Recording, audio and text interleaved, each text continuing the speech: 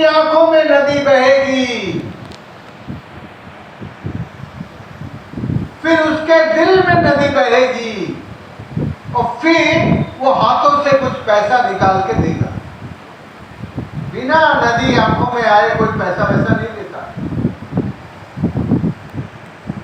और पैसा मत लो, उससे काम करवाओ।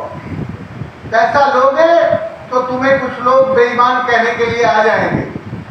वो जो 1% लोग बताए थे ना सुबह के भाषण में, वो टांग खींचने वाले बहुत लोग आ जाएंगे। इसलिए पैसे के हाथ आप मत लगाओ, उन्हीं से काम करवाओ। राजेंद्र सिंह ने, जो तुम्हारे सामने खड़ा हुआ बोल रहा है, उसने 50,000 करोड़ रुपए का काम कराया होगा, पर एक पैसा हाथ में नहीं लिया। 50 सालों में 50,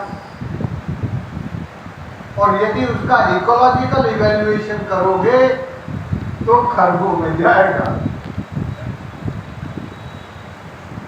सरकारी रेट से यदि उस काम का इकोलॉजिकल इन्वायरमेंटल वैल्यूएशन होगा तो खरबों में जाएगा। पर राजेंद्र को किसी के पैसे के हाथ लगाने की जरूरत नहीं हुई। हमने कह दिया 100 सीमेंट के बैग दे दे भाई, तू 100 ट्रॉली पत्थर डाल दे, तू 100 ट्रॉली बजरी डाल दे, डल गई, काम हो गया। और जो गरीब लोग थे जिनके पास ये सब नहीं था, उन्होंने फावड़ा चलाया बिना पैसे, बिना मजदूरी लिए, इसलिए ये काम हुआ।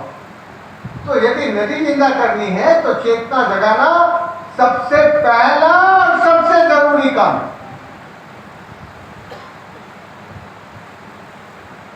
अब नंबर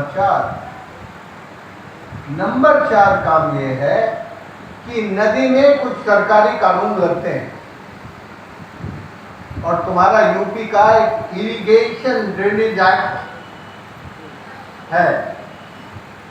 उस एक्ट के मुताबिक आप 2.5 मीटर से ज्यादा ऊंची स्ट्रक्चर नदी में नहीं बना सकते। तो आपको उसको भी समझना होगा,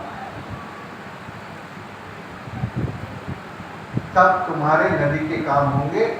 आप आज तो बस इतना ही समझ लो, सारी रामायण मत सुनो, नहीं तो कुछ भी भूल जाओगे। जितना मैंने बताया इतना कर लो, उसके बाद आगे का फिर बताने आ जाऊंगा। ठीक है ना? धन्यवाद।